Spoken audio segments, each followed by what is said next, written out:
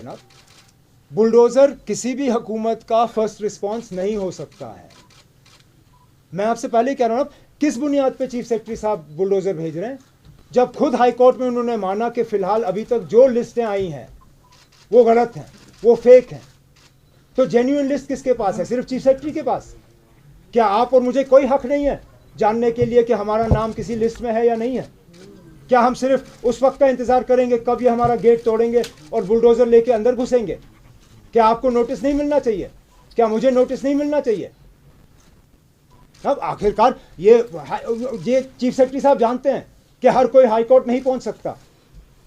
वहां वैसे भी हमारे कोर्ट्स जो है वो ओवरलोडेड हैं, बहुत कम मौका मिलता है वहां सुनवाई हासिल करने का। तरीका ये है ना कि आप प्रोसीजर, एक ट्रांसपेरेंट प्रोसीजर अडॉप्ट करिए। जिस लिस्ट के बुनियाद पे आप लोगों के घरों पे बुलडोजर भेज रहे हैं, उस लिस्ट को पहले पब्लिक डोमेन में डालिए और लोगों को एक मौका दे दीजिए कि वो अपने कागज लेके आपके पास गवर्नमेंट में आए। कोई आपसे ये नहीं कह रहा कि आप कभी बुलडोजर मत चलाओ। हम आपसे ये कह रहे हैं कि कम से कम वेरिफिकेशन तो करिए। जिस तरह पहले लिस्टों में आपने हमारे नाम डाले, ये जब, और आप, मैं ये मान के चल रहा हूं कि ये गवर्नमेंट वाले परेशान हुए जब हमने लीज के कागज उनके सामने लाए, क्योंकि उनको शायद लगा होगा कि हमारे पास कागज नहीं होंगे। ऐसे बहुत सारे लोग हैं जिनके पास कागज हैं और जिनको वो कागज सामने पेश करने का मौका नहीं मिल रहा। जैसे नीडोज में जो हुआ, जब अफसर वहां खड़ा था, आप लोग वहां गवाह थे, वो अफसर के पास जाते रहे कि आप हमारे कागज देखो, कागज देखो, कागज देखो। उन्होंने कहा नहीं, हमें ऊपर से प्रेशर है, हमें कुछ करना है। अरे किस चीज का प्रेशर? कागज देखिए ना। Verify whether there is a legitimate claim और not. If there is no legitimate claim, give them a chance to go. If not, then use the bulldozer. Bulldozer should be a measure of last resort, not the first option. अदालत के बाहर जो, और खासकर फिल्मों में जो आप मूर्ति देखते हो ना, जिसमें वो तराजू पकड़ के होते हैं, आंखें खुली हैं या बंद? जहां तक मुझे पता है आंखों पे पट्टी बांधी है, ये दिखाने के लिए कि कानून जो है वो भेदभाव नहीं करती, कानून में फर्क नहीं है। हिंदुस्तान के आईन में कहीं पे ये दर्ज नहीं है कि फलाना कानून सिर्फ अमीरों के लिए है या गरीबों के लिए है या फलानी जगह में रहने वालों के लिए है या यहाँ के लिए नहीं है या मर्दों के लिए है, औरतों के लिए नहीं है। नोटिस इशू करें। जहाँ तक मैं जानता हूँ, नोटिस जो है सिर्फ ज़बानी नहीं होता, नोटिस का जो है रिसीप्ट आपको हासिल करना होगा। अब अगर हुकूमत कहती है कि सागर साहब को उन्होंने 3 महीने पहले नोटिस दी, तो मेहरबानी करके उस नोटिस का रिसीट दे दीजिए, हमें दिखाइए कि आपने नोटिस दिया। और यहाँ तक भी, जहाँ तक मैं प्रोसीजर जानता हूँ, अगर नोटिस रिसीव करने से कोई इनकार करे या नोटिस का रिसीप्ट ना मिले, तो आपको वो नोटिस उस घर के या उस ज़मीन के गेट पे चिपकाना पड़ता है। चिपकाने के बाद it is deemed to have been served. क्या इन घरों पे कहीं पे भी आपने गेट पे नोटिस चिपकाया? क्या ये तमाशा करने से पहले आपने खुद अपने कानून को देखा? या यहाँ पे एक लॉलेस सोसाइटी हम कायम कर रहे हैं, जहाँ जिसकी लाठी उसकी भैंस, जहाँ आप चाहें अपना बुलडोजर लें, मीडिया को आप साथ चलाइए और उसके बाद कोई सवाल ना करे। सबको डराया धमकाया हुआ है कि आप सवाल करोगे तो बुलडोजर आपके यहाँ पहुँचेगा। अब मैं जानता हूँ इस प्रेस कॉन्फ्रेंस का नतीजा ये होगा कि पता नहीं कहाँ पे और ये बुलडोजर चलाने का काम करेंगे, लेकिन जो हकीकत है वो लोगों के सामने रखना होगा। पता नहीं अगर ये शिकायतें आप तक पहुँच रही हैं या नहीं, लेकिन हमें तो कई जगहों से अब शिकायतें ये आ रही हैं कि ये अब एक करप्शन का एक जरिया बन गया है। कहीं ग्रास रूट लेवल पे अफसर जो हैं, अब इस चीज़ को, अब क्योंकि लिस्ट कहीं पब्लिक डोमेन में है नहीं, तो अब टेलीफोन के ज़रिए लोगों को कहा जा रहा है आपका नाम लिस्ट में है, आप ऐसा करो, कनाल एक कनाल के लिए 1,00,000 1.5 लाख रुपए दे दो, हम आपका नाम जो है लिस्ट से निकालेंगे, आपको कोई छेड़ेगा नहीं। और ये एक जगह से नहीं, श्रीनगर और श्रीनगर के बाहर कई जगहों से अब ये खबरें आ रही हैं।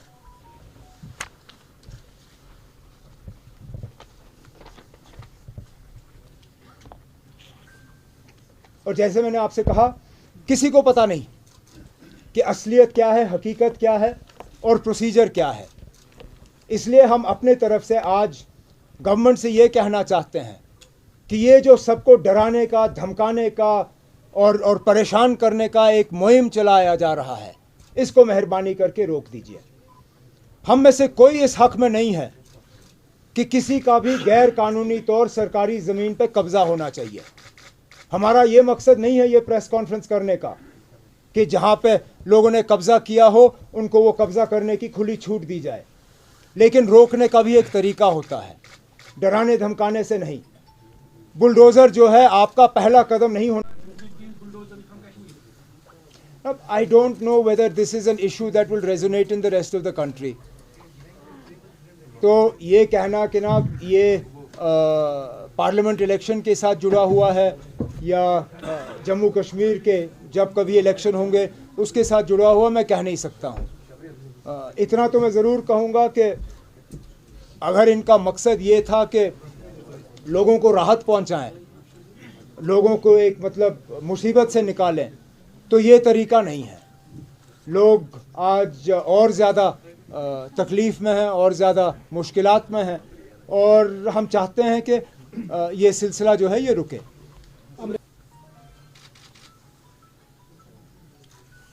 एक इम्बैलेंस सा तो ज़रूर है। अगर आप देखें जम्मू में किन इलाकों में बुलडोज़र भेजे जा रहे हैं और अक्सरियत वहाँ कौन से लोग रहते हैं, शायद उसी से आपको पता चलेगा कि इन लोगों के इंटेंशंस जो हैं सही नहीं हैं।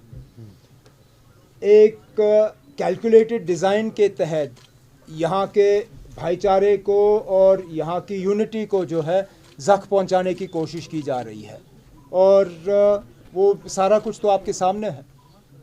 रिस्पॉन्सिबल पॉलिटिशियन जम्मू कश्मीर के होने के नाते क्या आपने ये मसला एलजी के साथ, अगर एलजी से कुछ बात नहीं करा तो नहीं ना, एलजी से हमने पार्टी मेल करके पीएमओ के ऑफिस से भी नहीं ना, हमने कोई फ़ायदा ही नहीं। हमने जब इससे पहले कभी एलजी से कोई बात करने की कोशिश की तो हमें कोई रिस्पांस वहाँ से मिला नहीं। ऐसे इम्पोर्टेंट इश्यूज़ जिनमें कि माइनॉरिटी टारगेटिंग, उस पर भी जब फारूक साहब ने एलजी साहब से गुजारिश की कि मीटिंग बुलाएं और उस पर बात करें, कोई वहाँ से रिस्पांस नहीं आया। तो जब एक दो बार दरवाज़ा खटखटाया जाता है और उसका कोई फ़ायदा नहीं मिलता, तीसरी बार खटखटाने का कोई फ़ायदा नहीं ना, तो हमने सोचा कि सीधा हम प्रेस के ज़रिए ही ये बात वहाँ पर ले जाएं। इससे पहले हमने इंतज़ार किया था कि शायद पार्लियामेंट में अगर कोई कार्रवाई होगी तो हमारे मेंबर पार्लियामेंट हजरात जो है पार्लियामेंट में इस इशू को उठाएंगे। इसलिए मैंने 2-4 दिन इंतज़ार किया ये प्रेस कॉन्फ्रेंस बुलाने से पहले, लेकिन पार्लियामेंट में भी कोई कार्रवाई दिख नहीं रही है। अब कब तक हम पार्लियामेंट का इंतज़ार करेंगे और कब हमारे मेंबर को वहाँ मौका मिलेगा और कब वहाँ पे सुनवाई होगी। तो वो प्रोसेस तो चलेगा, वो चैनल भी हम इस्तेमाल करेंगे, लेकिन ये ऐसा इशू है, इसको जितनी जल्दी गवर्नमेंट इस पर रिस्पॉन्स करे उतना बेहतर है। तो हमने सोचा तरीका यही अच्छा होगा कि हम पब्लिक डोमेन में ही इसको डाल दें। गलत स्टेटमेंट है ना, बुलडोज़र किसी भी हुकूमत का फर्स्ट रिस्पॉन्स नहीं हो सकता। उन्होंने जारी नहीं किया, हालांकि वो लिस्ट जो है मीडिया में खूब खाप चली और सोशल मीडिया पे, व्हाट्सएप वगैरह पे, और जब उनसे पूछा गया कि ये लिस्ट नहीं तो कौन सा लिस्ट, तो वो खामोश रहे। तो इस पे फिर हम मजबूर होते हैं पूछने पे कि पिछले कई दिनों से जो ये बुलडोज़र चलाने का सिलसिला चला है, ये किस बुनियाद पे हो रहा है। अगर जो लिस्ट फ़िलहाल पब्लिक डोमेन में हैं वो फर्जी लिस्ट हैं और गवर्नमेंट ने खुद हाई कोर्ट में ये कहा कि इन लिस्टों पे इंक्वायरी हो रही है, तो जहां जगह जगह बुलडोज़र भेजे जा रहे हैं वो किस बुनियाद पे। अगर कोई लिस्ट है जो कि गवर्नमेंट लिस्ट जेन्युइन मानती है, जब गवर्नमेंट कहती है कि ये लिस्ट सही है, तो वो लिस्ट पब्लिक डोमेन में क्यों नहीं। क्योंकि जहां ये लोग बुलडोज़र लेके जा रहे हैं वहां कोई कागजी कार्रवाई नहीं हो रही है। मैं अपने रिश्तेदारों का मिसाल आपको दे सकता हूं। जब ये नीडोज़ गए वहां अपना बुलडोज़र लेके, जिसमें आप सबों को पहले बताया गया, वहां जो रहने वाले लोग थे उनको पता नहीं था, लेकिन आप सबों को पता था। वहां ज़बरदस्ती, ज़ोर ज़बरदस्ती जो है गेट तो खोला गया और वहां बुलडोज़र अंदर लिया गया अफसर को जब कहा कि ना हमारे पास कागज़ हैं, आप हमारे कागज़ देखिए, अफसर ने कागज़ देखने से इनकार किया, कहा मुझ पे प्रेशर है, मुझे कुछ करना है, और फिर उन्होंने अपना बुलडोज़र इस्तेमाल किया। और ये एक जगह नहीं, ये कई जगहों से ये खबरें आ रही हैं।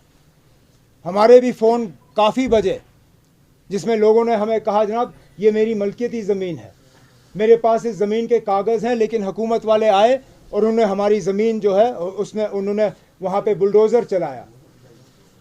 कहीं पे भी नोटिस नहीं। चाहे मैं नीडोज़ की बात करूं या पिछले दिनों जो सागर साहब के साथ हुआ, सागर साहब और उनके घर वालों से जब मैंने बात की और उनसे पूछा क्या आपको कोई नोटिस मिला, उन्होंने कहा कोई नोटिस नहीं, हम श्रीनगर में थे ही नहीं, पीछे से बुलडोज़र लेके आए और उन्होंने अपना काम कर लिया। कोई लिस्ट नहीं, कोई कागजी कार्रवाई नहीं, कोई नोटिस नहीं, तो फिर कहाँ? क्या कानून नाम की कोई चीज़ नहीं? कोई प्रोसीजर नाम का कोई चीज़ नहीं? क्या ये हुकूमत का फ़र्ज़ नहीं बनता कि वो पहले नोटिस इशू करें और रिटर्न में नोटिस इशू करें? जहाँ तक मैं जानता हूँ नोटिस जो है सिर्फ ज़बानी नहीं होता। नोटिस दोहराना चाहता हूँ ना, हम वैसे कोई ये नहीं कहता है कि गैर कानूनी तौर सरकारी ज़मीन पे कब्ज़ा होना चाहिए।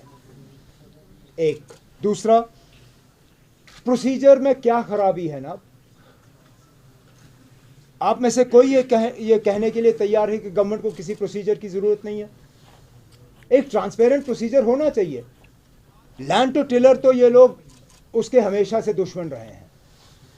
मुझे मतलब ये कोई हैरानगी की बात नहीं है कि ये लोग लैंड टू टिलर को ख़त्म करना चाहते हैं। 370 पे हमला करने का एक बहुत बड़ा मकसद वो भी था। जिस तरह इन्होंने वो डोमिसाइल लॉ लाया और बाकी चीज़ें की, उसका भी एक मकसद था लैंड टू टिलर को कमज़ोर करने का। ये भी उसमें एक स्टेप हो सकता है। नोटिस निकालना एक चीज़ है, लेकिन नोटिस में भी जैसे मैंने कहा उसमें भी आपको वक्त देना होगा ना किसी को कि वो साबित कर।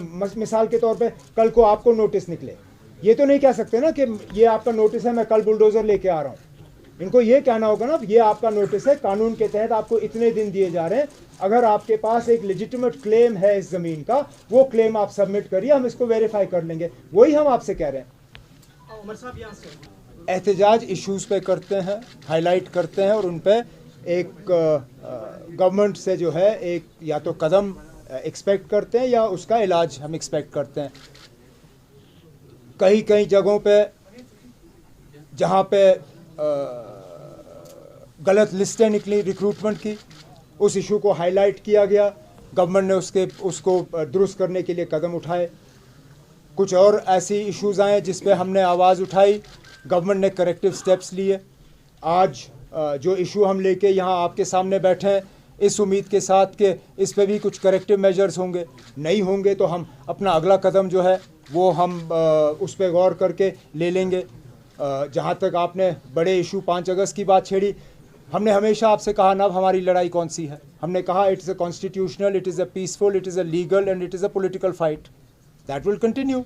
आप फार्मर्स की बात हमेशा छेड़ते हो। मुझे बताइए ना, किस पॉलिटिकल पार्टी ने फार्मर का एजिटेशन शुरू किया?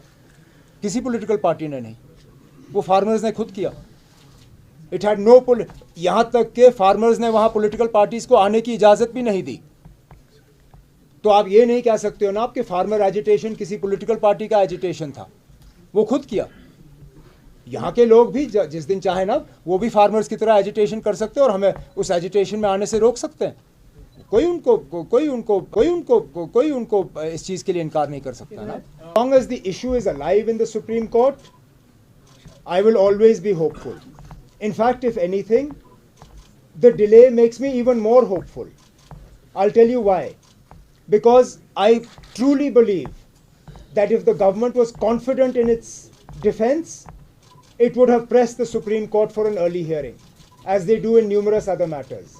The fact that the government has shown such amazing reluctance to get into this discussion in the Supreme Court shows that they at least privately understand that they don't have a leg to stand on. So one day, if not today, then tomorrow, the Supreme Court will have to hear this case. And we have an assurance from the current Chief Justice, who still has some time left in his tenure, that he will make sure that the hearings begin in this matter. I believe that the delay is indicative of the fact that we have a strong case in the Supreme Court, and I'm even more hopeful now than perhaps I was in the beginning. Will you take this to the Supreme Court? That's my question. The evictions issue, because I think somebody from Jammu had gone to the Supreme Court, but they refused to interfere. I'm not sure what issue they took to the Supreme Court. I think they wanted a blanket ban on the stopping of demolitions. I think our next step will depend on how the government responds to what I think are very reasonable suggestions to the government. If there is a positive response, so be it.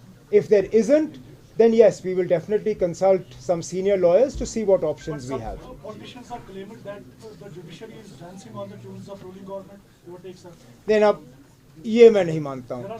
सुनिए ना, अगर judiciary को government के इशारों पे नाचना होता तो शायद मेरी बहन के घर के बाहर आज बुलडोजर होता. नहीं है.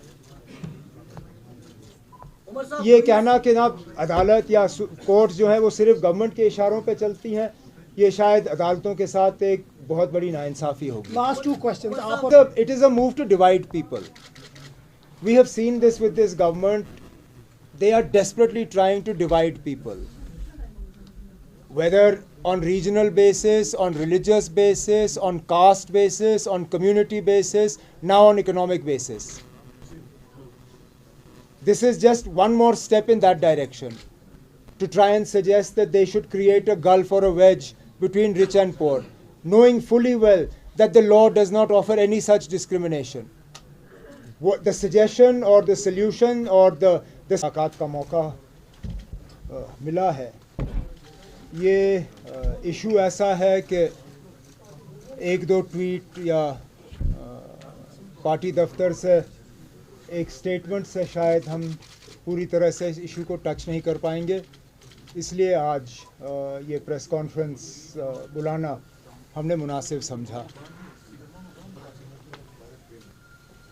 कुछ हफ्तों से पूरे जम्मू कश्मीर में एक उथल पुथल का माहौल बना हुआ है. हर तरफ से देखें तो लोग परेशान हैं. हकीकत क्या है, सच क्या है, कोई नहीं जानता. अखबारों के ज़रिए एक लिस्ट छपता है, जिस लिस्ट में ये कहा जाता है कि फलाने लोग जो हैं वो गैर कानूनी तौर सरकारी ज़मीन पे कब्ज़ा जमाए हुए बैठे हैं. उस लिस्ट में बहुत से ऐसे नाम हैं जिसमें मेरा भी घर शामिल है. पार्टी का दफ्तर का भी नाम कुछ अखबारों में आया. यहाँ तक कि अगर उस लिस्ट को गहराई से देखा जाए तो Raj Bhavan, IB, RNAW, UNO, army public school, इस तरह के भी नाम उस लिस्ट में दर्ज. उसके बाद वो लिस्ट गायब हो जाता है और फिर कोई दूसरा लिस्ट आ जाता है. अब हैरानगी की बात यह है कि परसों ही, क्योंकि जैसे मैंने कहा इन लिस्टों के बाद हर कोई परेशान हुआ, मेरी बहन खुद हाई कोर्ट गई, क्योंकि हम जानते थे कि जिस मकान का इस लिस्ट में ज़िक्र हुआ है गुपका रोड पे, उसकी लीज अभी भी बाज़ाब्ता इंटैक्ट है और उस लिस्ट पे कई साल अभी बाकी हैं उसको एक्सपायर होने में. तो हम ये जानते थे कि हमारा नाम उस लिस्ट में होना ही नहीं चाहिए था, और अगर हमारे साथ ये हुआ है तो फिर बाकियों का भी इसी तरह का हाल होगा. तो मेरी बहन हाई कोर्ट गई सारे कागजात लेके, और हाई कोर्ट ने अपना ऑर्डर जो है वहाँ सुना दिया, जिसका हम इंतज़ार कर रहे हैं. उसका रिटन फॉर्म आ जाना चाहिए. लेकिन उस दौरान हैरानगी की बात यह है कि गवर्नमेंट के जो वकील हैं उन्होंने हाई कोर्ट में कहा कि ये लिस्ट जो है ये फर्जी लिस्ट है, और ऐसा कोई लिस्ट जो है गवर्नमेंट ने जारी नहीं किया, हालांकि वो मिलिट्री ज़मीन के कब्ज़े के हक़ में नहीं है. लेकिन बुलडोज़र इस चीज़ का इलाज नहीं है। हमने जो प्रोसीजर यहाँ पे सजेस्ट किया है, मैं उम्मीद करता हूँ कि गवर्नमेंट हमारी बात पे गौर करे और इसको फिर इम्प्लीमेंट करे। इसमें हम ज़रूर गवर्नमेंट की मदद करेंगे, क्यों नहीं।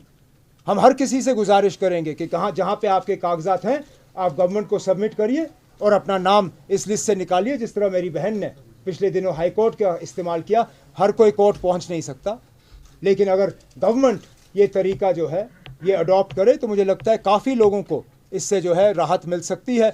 और एक स्कीम जैसी बाकी जगहों पे हमने दिल्ली में भी देखा, जहाँ पे पूरी कॉलोनियाँ जो हैं वो रेगुलराइज की गई हैं, यहाँ पे भी एक ऐसा स्कीम होना चाहिए जिसके तहत लोगों को एक मौका दिया जाना चाहिए। गवर्नमेंट की कमाई भी होगी और लोगों की परेशानी भी कम हो जाएगी। तो मैं यही कहने के लिए मैंने ये प्रेस कॉन्फ्रेंस बुलाया है। अब मैं तनवीर से गुजारिश करूंगा कि वो एक एक करके आपको आइडेंटिफाई करके आपके सवाल ले लें। अपने धमकाने से नहीं, बुलडोज़र जो है आपका पहला कदम नहीं होना चाहिए, बुलडोज़र आपका आखिरी कदम होना चाहिए। इसलिए हम हुकूमत से आज कहना चाहते हैं कि फ़िलहाल ये बुलडोज़र भेजने का आप सिलसिला रोक दीजिए। आप एक काम करिए, आपने अभी तक तो पिछले ही सैटरडे को आपने हाई कोर्ट में कहा कि अभी तक फ़िलहाल जो लिस्टें पब्लिक डोमेन में आई हैं वो फॉर्ज्ड हैं, वो फॉर्जरी हैं, वो गलत हैं। तो हम आपसे कहना चाहते हैं ये जो आप अभी तक डेमोलिशन कर रहे हो वो किस लिस्ट के बुनियाद पे कर रहे हो। वो लिस्ट जो है उनको पब्लिक डोमेन में डालिए, उनको आप ओन करिए, कहिए कि ये लिस्ट है, इस लिस्ट की हमने वेरिफिकेशन की है, ये लिस्ट जो है हम कहते हैं कि फ़लाने लोग जो हैं वो गैर कानूनी तौर जो है सरकारी ज़मीन पे कब्ज़ा जमाए हुए बैठे हैं। उसके बाद जिन लोगों के नाम उन लिस्टों में दर्ज हैं उनको कम से कम आप 4 से 6 हफ्ते का वक्त दीजिए, ताकि अगर उनके पास कागज़ हैं अपने क्लेम को साबित करने का कि वो वहाँ पे गैर कानूनी तौर नहीं बैठे हैं, आप अफसरों को मुकर्रर करिए, आप रेवेन्यू डिपार्टमेंट को वो इख्तियारात दे दीजिए ताकि वो कागज़ वेरीफाई करें। और अगर उन लोगों के पास सही क्लेम हो उनको इस लिस्ट से निकाला जाए। जिन लोगों के पास अपनी वो कब्ज़े की ज़मीन के कागज़ नहीं हैं या वो क्लेम नहीं कर सकते हैं, उसके बाद ये सारा प्रोसेस करने के बाद आप नए सिरे से उनको नोटिस निकालिए और उनसे कहिए कि ये तमाम तहकीकात करने के बाद आप इस फलाने ज़मीन के प्लॉट पे जो है गैर कानूनी तौर बैठे हैं। फिर उनको मौका दे दीजिए कि वो खुद अपनी मर्ज़ी से वो ज़मीन का हिस्सा छोड़ें या उसको रेगुलराइज करें किसी स्कीम के तहत। अगर ये नहीं होता फिर आखिरी में आप बुलडोज़र भेजिए, कोई आपको नहीं रोकेगा। लेकिन जैसे मैंने आपसे कहा, ये जो तमाशा किया जा रहा है, लोगों को परेशान किया जा रहा है, लोगों की परेशानी को देखते हुए आज कई लोग खुश हैं। बड़े बड़े डाकू जिन्होंने यहाँ चोरियाँ की हैं, आज वो सोशल मीडिया पे ऐश कर रहे हैं बाकी लोगों की परेशानी देखते हुए। यहाँ हीरो बने हुए लोग लोगों की मुसीबत और मुश्किलात को देखते हुए। ये सही बात नहीं है। आज कोई जम्मू कश्मीर में ऐसा नहीं है जो इस सिलसिले को देख के परेशान नहीं है। और गवर्नमेंट का काम लोगों को परेशान करना नहीं है, गवर्नमेंट का काम है लोगों को राहत पहुंचाना, लोगों के ज़ख्मों पे मरहम करना। मैं फिर ये दोहराना चाहता हूँ कि हम गैर कानूनी तौर ज़मीन, सरकारी ज़मीन के कब्ज़े के हक़ में नहीं हैं। हिंदुस्तान के आईन में कहीं पे ये दर्ज नहीं है कि फ़लाना कानून सिर्फ अमीरों के लिए है या गरीबों के लिए है या फ़लानी जगह में रहने वालों के लिए है या यहाँ के लिए नहीं है या मर्दों के लिए है, औरतों के लिए नहीं है। इस तरह के कानून जो है वो सबके लिए हैं। और इसी से फिर गवर्नमेंट के इंटेंशंस जो है वो पता चल जाते हैं। ये पिक एंड चूज़ एक हवा बनाने के लिए। मैं फिर ये बात दोहराना चाहता हूँ, अगर गवर्नमेंट ने लिस्ट तैयार किया है वो लिस्ट पब्लिक डोमेन में डाल के लोगों को एक मौका दे दीजिए कि वो साबित करें कि क्या वो वहाँ पे एक सही क्लेम लेके बैठे हैं या वाकई गवर्नमेंट के कहने के मुताबिक वो गैर कानूनी तौर ज़मीन पे कब्जा जमाए हुए बैठे हैं। Afzal, major decisions of this nature should always be left to an elected government. But this belief of ours and this appeal of ours has always fallen on deaf ears. And therefore, if I had started this press conference only saying that an elected government should be allowed to deal with this issue, I know what the response of this LG's government is. And therefore, if my aim is to at least provide some temporary relief to people, then I need to suggest something that I at least will receive some hearing in the LG's government rather than a blanket refusal. As to the other things that you have talked about, including changes of nomenclature, land laws and things like that, I have always been a firm believer that the solution to all that lies in the post-election scenario, when Jammu and Kashmir, as per the commitment of the Prime Minister and the Home Minister, is restored full, unadulterated statehood, wherein we can review all these decisions taken by the Lieutenant Governor's government post-2019 and reverse all of those that are detrimental to the interests of the people of Jammu and Kashmir and that lie within the powers of the J&K Assembly. Okay? Chalo. Thank you so much. Thank Please you. have your tea up. That the law does not offer any such discrimination. What the suggestion or the solution or the steps that we have advocated have no such divisions. They are equal for rich, for poor. They cut across religious lines, they cut across regional lines. And I believe they are the best possible way for the government to address the concerns people have, also while ensuring that blatant misuse or capture of government land is put to a stop.